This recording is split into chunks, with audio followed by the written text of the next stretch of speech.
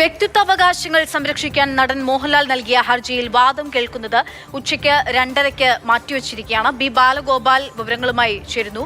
ബാലു, എങ്ങനെയാണ് മോഹൻലാൽ നൽകിയിട്ടുള്ള ഹർജിയിൽ ഇപ്പോൾ നടപടി ഉണ്ടാകുന്നത്? കോടതി ഇത് പരിഗണിക്കുന്നത്?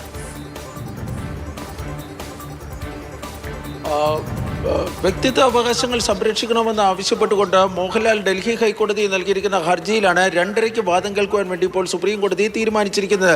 ഈ ഹർജിയിൽ ഗുരുതരമായ പരാതികളാണ് മോഹൻലാൽ ഉന്നയിച്ചിരിക്കുന്നത്. തൻ്റെ ശബ്ദം ക്ലോൺ ചെയ്യുന്നു, അതുപോലെ തന്നെ തൻ്റെ ശബ്ദം ഉപയോഗിച്ച് വിവിധ ഈ കമ്പനികളും മറ്റും മാർക്കറ്റിംഗ് നടത്തുന്നു, തൻ്റെ ചിത്രങ്ങളും അതുപോലെ തന്നെ വീഡിയോകളും അനുമതിയില്ലാതെ ഉപയോഗിക്കുന്നു തുടങ്ങിയ 5ഓളം കാര്യങ്ങളാണ് മോഹൻലാൽ ഡൽഹി ഹൈക്കോടതി നൽകിയിരിക്കുന്ന ഈ ഹർജിയിൽ ചൂണ്ടിക്കാണിച്ചിരിക്കുന്നത്.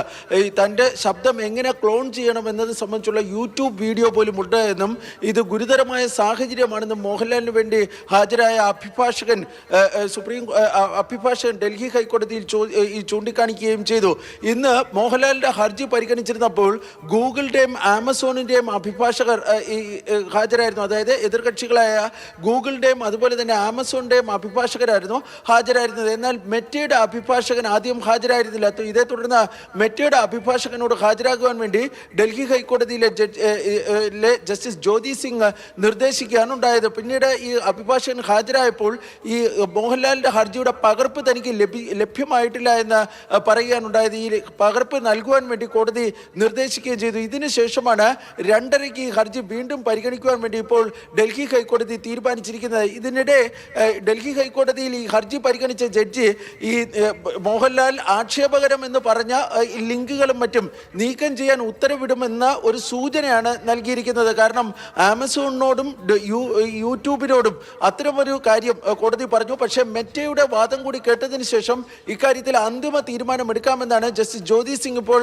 വ്യക്തമാക്കിയിരിക്കുന്നത്. മോഹൻലാലിൻ്റെ ഈ പരാതി വളരെ ഗൗരവമേറിയതാണ് ഇത് കണക്കിലെടുത്തുകൊണ്ടാണ് കോടതിയുടെ ഭാഗത്ത് നിന്ന് ഇത്തരമൊരു ഇടപെടലിനുള്ള സാധ്യത ഇപ്പോൾ ജഡ്ജി നൽകുകയും ചെയ്തിരിക്കുന്നത്. ഈ കോടതി നിർദ്ദേശിക്കുന്ന ലിങ്കുകൾ നീക്കം ചെയ്യാൻ തയ്യാറാണ് എന്ന് ആമസോണും അതുപോലെ തന്നെ യൂട്യൂബും കോടതിയിൽ വ്യക്തമാക്കുകയും ചെയ്തു. ഏതായാലും 2:30 മെറ്റയുടെ കൂടി വാദം കേട്ടതിന് ശേഷം ഇക്കാര്യത്തിൽ ഈ ജസ്റ്റിസ് ജ്യോതി സിംഗിന്റെ ഭാഗത്ത് നിന്ന് ഒരു ഇടക്കാല ഉത്തരവ് ഇന്ന് ഉണ്ടാകുവാനാണ് സാധ്യത. ശരി, ബി ബാലഗോപാലാണ് വിവരങ്ങൾ നൽകുന്നത്. വ്യക്തിത്വ അവകാശങ്ങൾ സംരക്ഷിക്കണം എന്നുള്ളതാണ് മോഹൻലാലിന്റെ ഹർജി. അദ്ദേഹത്തിന്റെ ശബ്ദം ക്ലോൺ ചെയ്യപ്പെടുന്നു, പലതരത്തിൽ ഉപയോഗിക്കുന്നു എന്നുള്ളതാണ് അദ്ദേഹം പ്രധാനമായും മുന്നോട്ട് വയ്ക്കുന്ന വാദങ്ങൾ എന്ന് പറയുന്നത്. ഇന്ന് ഉച്ചയ്ക്ക് 2:30 ഈ ഹർജിയിൽ വാദം കേൾക്കാനായി കോടതി മാറ്റിവെച്ചിരിക്കുകയാണ്.